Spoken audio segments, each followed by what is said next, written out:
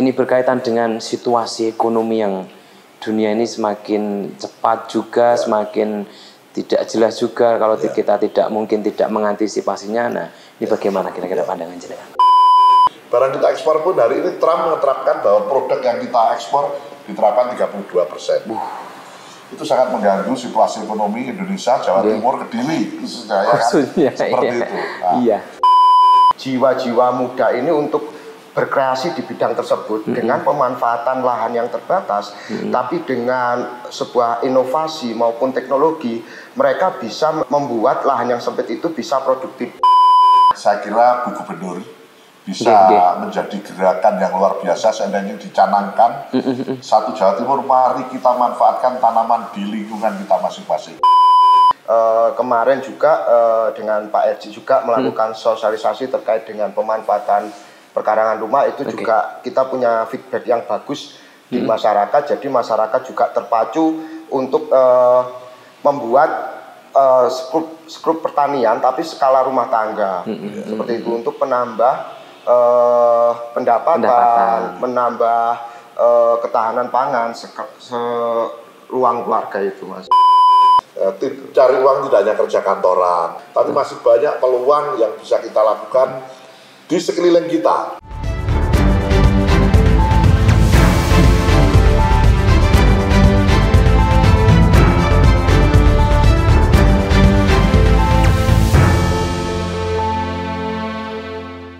Assalamualaikum warahmatullahi wabarakatuh. Waalaikumsalam. ABTV in Podcast, bukan sekedar bicara, semakin dekat semakin paham, bersama anggota DPRD Provinsi Jawa Timur. Nah, pada kesempatan kali ini teman-teman kita akan mengangkat sebuah pembicaraan berkaitan dengan mengantisipasi situasi ekonomi dunia yang mungkin serba tidak jelas dengan cara pemanfaatan pekarangan rumah dengan tanaman sehat. Saya tidak sendiri, saya akan berbincang-bincang dengan beliau yang ada di samping saya.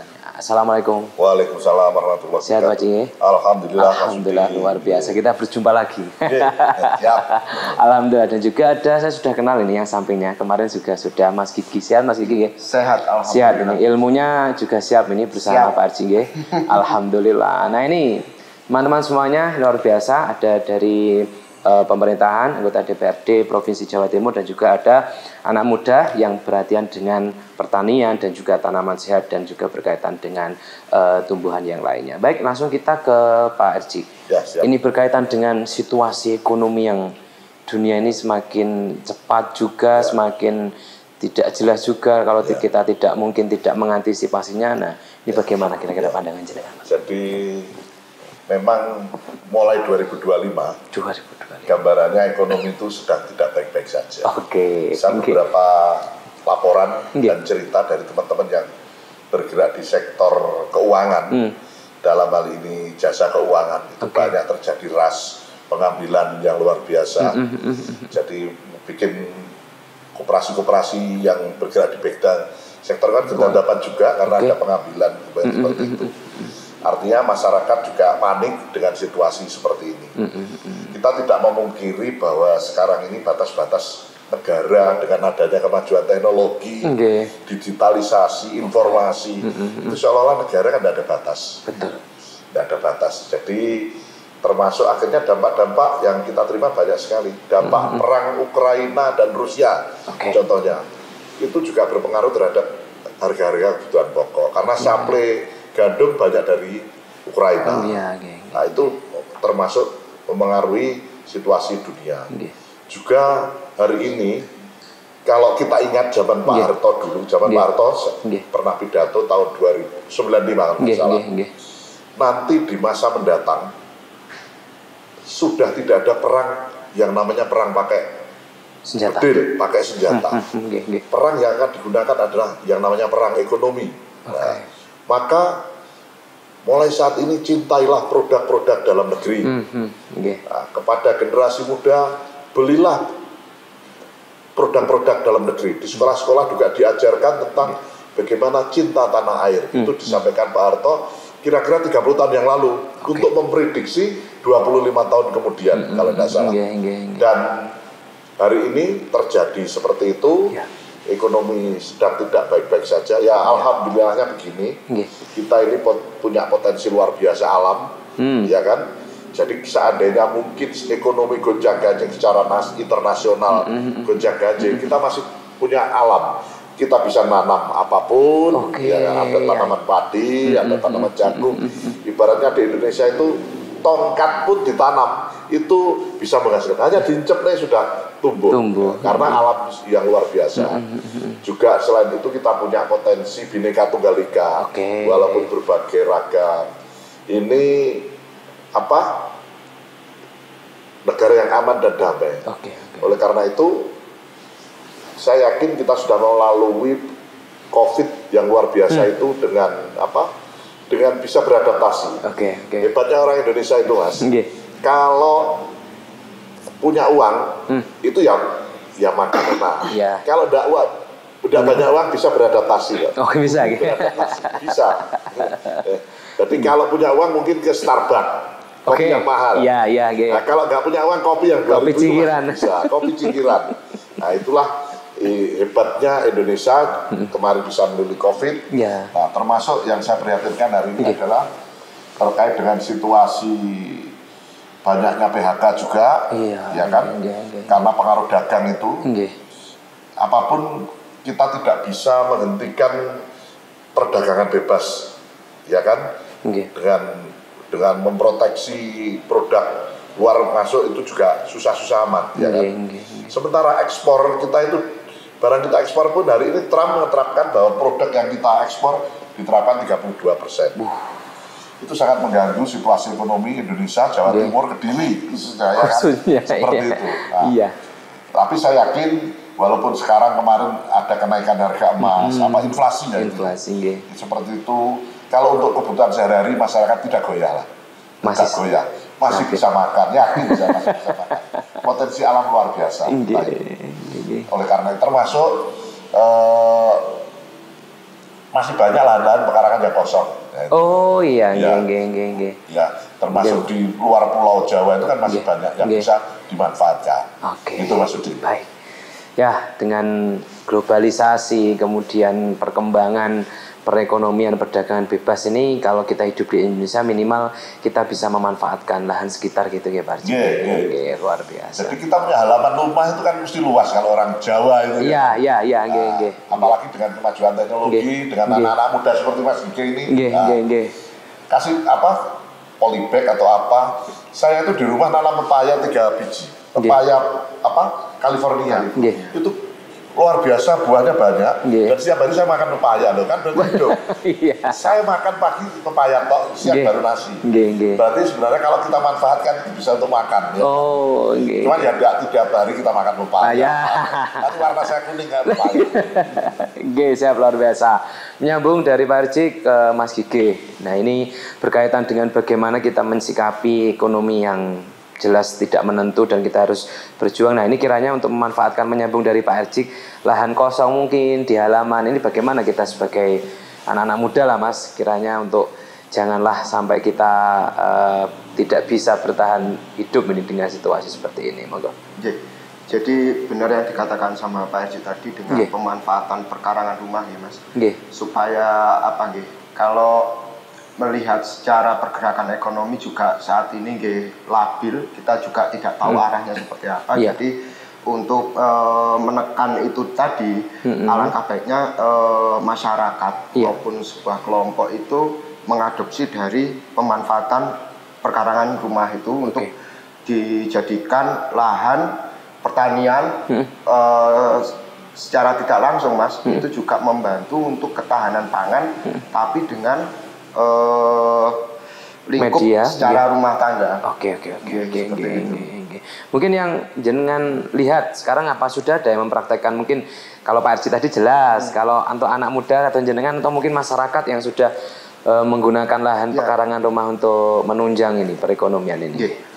Untuk yang saya lihat, saya amati untuk beberapa tahun terakhir itu sebenarnya untuk pemanfaatan perkarangan ataupun kita biasa sebut urban farming itu sudah ada mulai gempar di tahun 2018 dan itu mayoritas malah pelaku peran utamanya itu dari orang kaula muda, Mas.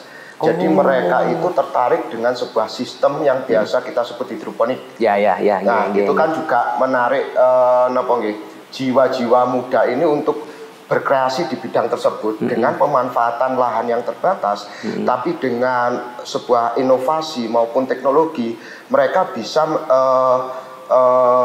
membuat lahan yang sempit itu bisa produktif. Seperti salah satunya contoh yaitu tadi hidroponik. Ini luar biasa. Ternyata teman-teman juga sudah mulai nih Pak Arji untuk berkaitan menanam di halaman nih. Ya, cuma belum merata. Ya, betul. Ini mulai masih beberapa kelompok. Orang se-Jawa Timur. Ya, betul. Nah, ini bagaimana nih langkah dari DPRD mungkin untuk memberikan semangat ini, Pak Arji? Ya, saya selalu menyampaikan kepada mitra kami bahwa perlu disampaikan kepada masyarakat, juga dikolaborasikan dengan pemerintah daerah untuk mendorong mungkin PKK, itu kan ada juga, dan kelompok-kelompok kecil masyarakat untuk marilah kita tidak usah beli selalu di pasar, kita manfaatkan pekarangan di sekitar kita. Nanam itu modalnya tidak banyak, cuma air gitu. Sama sabar. Sabar gitu. Tinggal nanjep, siram air sambil nunggu kan gitu. Bahasa beliaunya kan begitu kalau di dunia pertanian. Saya beberapa wilayah ya yang seperti di Kabupaten Kediri ada Ngadiluwe. Itu orang duduk manis hanya modal sore sama pagi nyirami kembang, sudah banyak yang datang dan mahal-mahal. Ya. Terus di Mojokerto itu ada namanya Kampung Anggur. Kampung anggur. Semua orang nanam anggur. Anggur itu hanya memanfaatkan tepinya saja. Anggur itu kan pohon menjalar ya. Menjalar. Jadi di depan rumah itu malah lebih indah, ada anggurnya. Tapi hanya di pojok. Itu sudah bisa membantu pendapatan itu. Dan lagi mereka akhirnya membentuk koperasi. Untuk jualnya itu bentuk koperasi. Jadi seperti itu. Jadi kadang inspirasi ini kan memang perlu didorong. Betul. Yang sudah di sini tinggal copy paste, bukan copy paste ya, mengkloning lah. Tapi pasti nanti tidak sama lagi. Untuk dilakukan di tempat lain. Karena itu di situasi ekonomi seperti ini, saya berharap maka kita berpikir yang lebih cerdas, berpikir yang yang agak ekstrim sedikit. Mari kita tanami sekitar kita. Kalau tidak ada tanahnya tidak ada, terlanjur dikasih pester, kan bisa pakai polybag. Masalah tanaman sekarang teknologi maju, tinggal lihat YouTube tanam apa itu, tinggal kemauan kita, pikiran. Jadi kita ada manfaatnya, ada ngobrol-ngobrol tidak penting, ngomongkan politik. Tapi kalau nanam itu jelas ada hasilnya. Ada hasilnya. Berarti ini juga bisa mengurangi pengangguran yang sangat nganggur sekali. Ya, itu sebagai aktivitas income tambahan untuk membantu di rumah tangga. Kalau lebih ekstrim ya, kalau buat pekerjaan bisa. Sekarang kan tanaman bisa ya Mas Budi ya. Misalnya di tembok, ditempel, diterap itu kan bisa. Hortikultur kalau itu masih bisa. Ini yang perlu disosialisasikan. Kalau perlu demlot seperti ini disampaikan kepada masyarakat biar keliru. Luar biasa. Nah ini Mas Ige, kalau pengalaman jenengan sampai ke tahap mana teman-teman yang menggunakan seperti hidroponik atau pakai polybag atau ditempel-tempel itu sampai mereka itu menghasilkan uang gitu sampai atau bagaimana? Ya, itu kalau dari pengamatan saya dan teman-teman yang udah bermain di situ, kalau yang di Malang itu ada salah satu contoh, itu namanya gria hidroponik. Jadi itu bergerak di perumahan Mas, malahan ibu rumah tangga padahal itu dia di perumahan membuat hidroponik seperti kayak itu tadi, hortikultur yang di dinding, terus hidroponik skala besar dan kecil. Itu malah sampai dengan penjualan di sekitar perumahan itu sendiri Mas. Jadi bisa untuk menambah income dan sayuran. Salah satunya selada. Dan itu harganya akan berbeda Mas. Harga antara panenan hidroponik, sistem hidroponik sama yang konvensional itu harga panenannya juga berbeda. Jauh lebih mahal karena bagaimanapun dengan sistem seperti itu dipastikan tanaman itu juga bebas dari residu pestisida. Jadi lebih tanaman lebih ke arah organik. Jadi harganya juga berbeda seperti itu, Mas. Ini luar biasa ternyata Pak RJ. Ini perlu banyak disosialisasikan, maka adanya podcast ini akan memberikan penyemangat kepada anak-anak muda dan juga berumah tangga nih kan, memanfaatkan. Jadi kalau sahabat dulu cukup kita punya beras, lauknya kan sudah ada di sekitar kita. Godong-godongan sudah ada pohon kelapa, ya misalnya begitu. Terus kemudian kita ajak kolam kecil, ya bisa buat ikan lele. Ya. Selesai lah. Selesai. Jadi hidup itu kan tidak sulit. Berarti kan tidak harus Mas ya, tidak harus memiliki pekarangan yang luas gitu kan, tidak dengan pengalaman jenengan tadi yang di perumahan, di perkotaan juga mungkin bisa jadi sasaran mungkin ya Mas ya. Iya, bisa Mas. Jadi kalaupun dengan sistem pemanfaatan tadi Mas, itu selain berdampak untuk penambahan income juga, kita juga bisa mengajak sanak keluarga ataupun ponakan yang saat ini kan kita juga lagi diterjang sama pembaruan modernisasi teknologi. Jadi banyak anak-anak SD itu yang setiap harinya cuma bermain HP, malah tidak bermanfaat, malah mengakibatkan anak ini kurang berinovasi.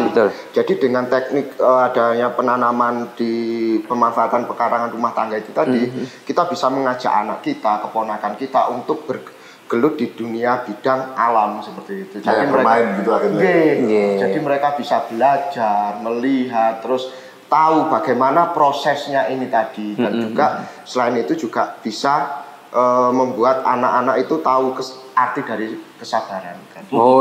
Sabar Pak. Kalau tumbuh.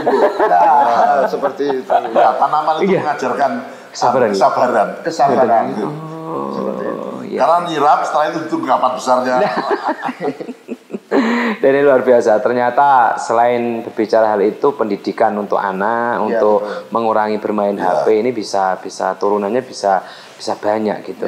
Mungkin ini harus disiarkan lebih luas lagi gitu Pak RJ. Nah, ini mungkin ada rencana atau mungkin bahkan sudah ada peraturan kaitan untuk bagaimana kita menghidupkan wilayah-wilayah yang ada di rumah gitu Pak? Saya kira belum. Tapi ini mengarah. Saya kira Bu Gubernur bisa menjadi gerakan yang luar biasa seandainya dicanangkan satu Jawa Timur, mari kita manfaatkan tanaman di lingkungan kita masing-masing. Itu kalau satu rumah sekarang jumlah rumah berapa kali penduduk, kalau dihitung secara global mungkin bisa meningkatkan pendapatan penduduk sekian miliar setiap tahun kan itu. Walaupun kecil kalau serentak semuanya kan, jadi gerakan ini kan menumbuhkan kepedulian lah semuanya. Jadi mendorong ini, saya kira ya pemimpin harus mencontoh, termasuk saya, ya kan, mendorong bahwa mari kita manfaatkan lingkungan kita yang longgar, yang nganggur. Ini kan sebagai bentuk syukur juga kepada Allah. Betul. Syukur kenapa? Kita ini juga punya tanah, mari kita manfaatkan kan. Coba kalau kita di Timur Tengah, nggak bisa dengan apa-apa. Sayuran juga sulit. Nah, di sini medianya sudah ada. Ya, di sini tinggal nanam, air juga melimpah. Jawa Timur termasuk melimpah ini Pak. Terus kira-kira untuk Mas Gigi, kendala yang di lapangan kira-kira apa untuk misal Pak Gubernur nih, Gubernur kayak sarannya Pak RJ tadi dilaksanakan, kira-kira kendala yang terbesar mungkin di masyarakat apa agar dicegah dulu gitu? Kendalanya untuk di masyarakat kurangnya perhatian dan ketidaktahuan para kelompok masyarakat. Kalau kelompok tani mungkin mereka sudah paham kelompok tani, kelompok wanita tani mungkin sudah ada yang mengarah ke sana, tapi untuk golongan masyarakat tertentu itu malah kurang adanya perhatian, terus kurangnya ada sosialisasi seperti itu. Jadi kemarin juga dengan Pak RJ juga melakukan sosialisasi terkait dengan pemanfaatan perkarangan rumah itu juga kita punya feedback yang bagus di masyarakat. Jadi masyarakat juga terpacu untuk membuat skrup pertanian tapi skala rumah tangga seperti itu untuk penambah pendapatan, menambah ketahanan pangan seruang keluarga itu Mas. Ngaten. Berarti tetap kita harus memberikan bimbingan juga kepada masyarakat. Sebenarnya sudah budaya nenek moyang loh. Sebenarnya Pak. Iya, kita sudah punya budaya sejak dulu. Zaman dulu selain orang bertani itu pasti punya peternakan di rumah. Tani nanam padi. Kemudian di halaman rumah ada pohon kelapa, ada pohon apa kan gitu. Sekarang kan anak-anak muda tidak mau itu. Tidak mau. Ya kan. Nah, apalagi sekarang juga gencar kalau tidak salah itu di TikTok kalau tidak salah. Yang jualan apa itu paketan ayam kayak 10 ekor, 20 ekor gitu loh. Termasuk ada kayak pembinaannya. Itu kan juga yang space kosong untuk ayam, yang space kosong untuk hidroponik itu masih bisa. Jadi saya yakin kembali kepada kemauan kita, ya kan. Cari uang tidak hanya kerja kantoran. Wah, ini betul. Ya kan? Tapi masih banyak peluang yang bisa kita lakukan di sekeliling kita. Ya kan? Di sekeliling kita. Gitu. Jadi memang harus ada semacam pelatihan mungkin diperlukan. Perlu itu. Jadi orang kadang buta tentang tanaman. Nah itu tadi yang dikatakan buta tentang tanaman. Maka kalau ini didorong oleh gubernur, koordinasi dengan bupati, menggerakkan PKK kan terbawah itu kan PKK. PKK menggerakkan ibu-ibu di tingkat RT, ibu-ibu sajalah. Bapak-bapak udah capek kerja. Gitu. Kemudian diajari cara nanam. Yang untuk konsumsi sendiri, jangan ngomongkan produksi yang besar. Untuk konsumsi sendiri. Saya yakin bisa. Cabai itu mahal, nanam sendiri aja 3 polybag, 4 polybag. Setiap hari sudah kepedesan itu. Iya gitu ya. Ya. Artinya cabai itu kan juga yang tanaman-tanaman bisa kita lakukan, misalnya sayuran kayak kangkung, bayam itu kan bisa juga. Jadi masih banyak lah gitu loh yang bisa potensi-potensi agar kalau toh kita memang situasi ekonomi seperti ini, kesulitan cari uang, bagaimana kita menghemat uang gitu. Ya dengan memanfaatkan pekarangan kosong. Nah, nanti syukur-syukur bisa lebih banyak perekonomian juga bisa terangkat. Syukur-syukur bagaimana? Tidak hanya bisa menopang untuk mengurangi pengeluaran, tapi bisa menghasilkan uang yang besar. Menambah penghasilan. Nah, itu tugasnya Mas Gige ini, anak muda. Bagaimana ini untuk Mas Gige yang hidroponik? Saya sedikit tertarik Pak Arsini yang dikatakan hidroponik. Ini bagaimana situasi yang ada teman-teman anak muda ini masih semangat yang hidup hidroponik untuk pertaniannya? Untuk saat ini masih semangat Mas, dan itu terus berkembang ya. Jadi keuntungan daripada kita mempunyai perkarangan yang sempit tapi kita bisa manfaatkan dengan sistem hidroponik, salah satu keuntungannya dan keunggulannya kita sudah tidak mengenal musim Mas. Karena teman-teman ini sudah bisa memodifikasi iklimnya. Jadi katakan harga cabai saat ini harganya naik luar biasa, tapi mereka bisa menanam cabai di luar musim itu. Karena apa? Statusnya di lingkupan yang sekelas rumah tangga itu kan kita bisa modifikasi secara iklim, kayak pengairan, suhu, kelembapan, bahkan kita bisa menggunakan greenhouse. Greenhouse. Pakai naungan seperti itu. Naungan. Nah ini yang banyak orang nggak tahu loh. Betul Pak. Dengan sistem itu kan jadi masyarakat sudah tidak bingung lagi untuk harga cabai lagi tinggi, kita juga sudah punya kok stoknya. Iya, kita nggak usah beli cabai gitu kan. Seperti apa? Karena juga terkadang kebutuhan rumah tangga kayak cabai dan lain sebagainya bisa melambung tinggi sesuai dengan harga yang di pasar gitu kan. Jadi kalau kita ada di pekarangan, itu kan ikhtiar kita, ya kan? Situasi seperti ini bagaimana bertahan hidup.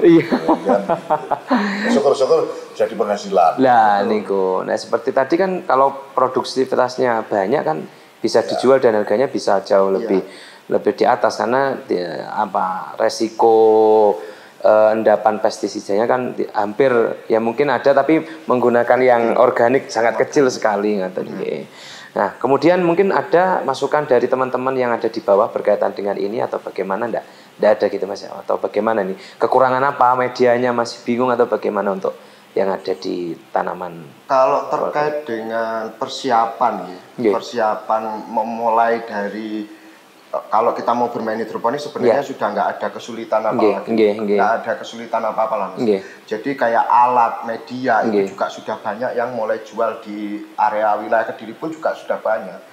Jadi teman-teman tinggal kembali ke kemauannya itu sendiri, mau atau tidak. Tapi jangan hanya berkutat di sektor itu aja, karena pemanfaatan pekarangan ini tidak hanya untuk sayur, tapi bisa untuk buah, bisa untuk tanaman toga, tanaman obat keluarga, itu masih bisa digerakkan, dan itu punya value ataupun nilai tersendiri itu nantinya di ruang keluarga maupun untuk sekitarnya. Toga Pak Haji, ini penting apa tidak nih? Tanaman keluarga ini kan hari-hari ini saya, kalau dulu Pak Haji, saya waktu SD itu istilah toga itu masih sering terdengar. Mungkin hari ini agak berkurang, perlunya mungkin. Yang harus dihidupkan kembali. Jadi kadang-kadang, dulu kan untuk masak itu kan tinggal ambil di kebun. Iya, Nah, sekarang kan tidak ada, karena toganya itu tidak ada. Toganya sudah jadi apa itu? Kayak pendopo-pendopoan. Jadi tembok terkadang gazebo.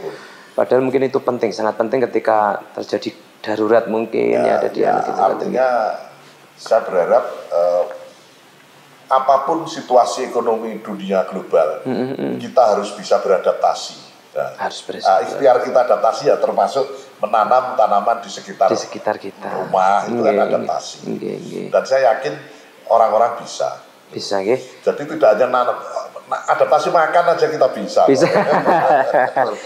Corona mengajarkan kita. Corona mengajarkan kita. Tapi ya akhirnya kita jangan jadi pemalas. Gara-gara kita beradaptasi akhirnya semangat ya. Budaya kita itu sebenarnya budaya luhur. Tapi jangan sampai terjebak di kemalasan. Ada ya wis kabeh rezeki ana sing ngatur.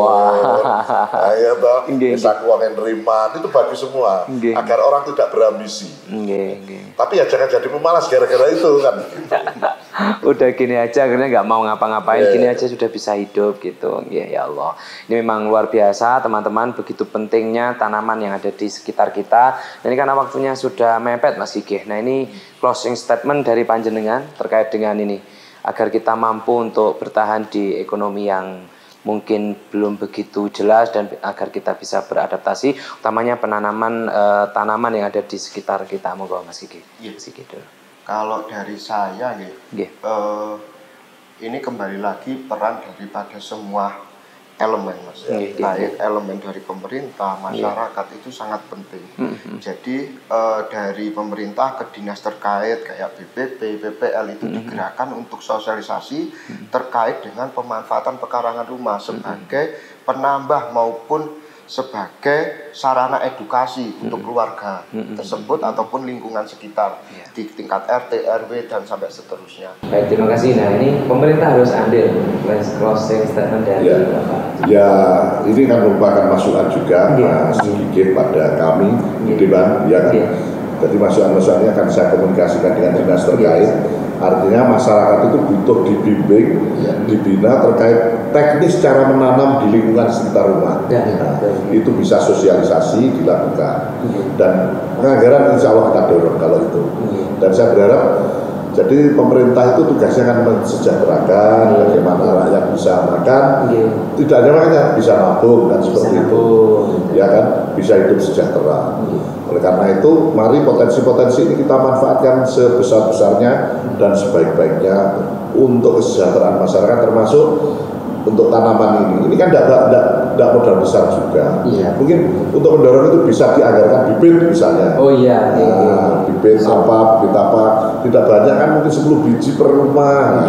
Itu bisa, itu dianggarkan bisa.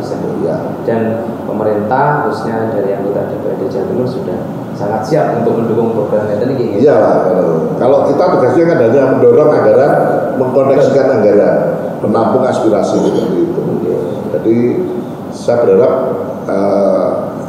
ide-ide kita ini ditangkap juga oleh dinas bahwa ini perlu ditindaklanjuti untuk didorong bahwa masyarakat perlu pemanfaatan lingkungan yang longgar ini. Dan saya berharap bisa lebih maju, tidak hanya tanaman yang tidak penting-penting, tapi seperti di mana itu di Mojokerto jadi kampung kampung anggur, seperti di Adinwe semua di kampung itu jual bunga seperti itu, dan itu tidak sulit, yaitu tadi modal air dan modal sabar. Anak-anak muda saya berharap juga mari kita isi hidup ini kalau memang hari ini belum kerja, mari kita isi dengan hal-hal yang bermanfaat untuk lingkungan kita. Siap. Tepuk tangan.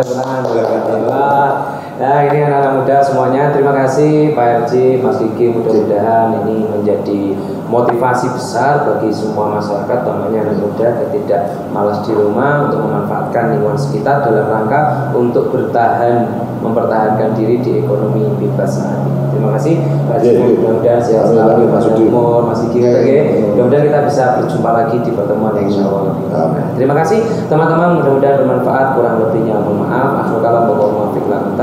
Assalamualaikum warahmatullahi wabarakatuh. Waalaikumsalam.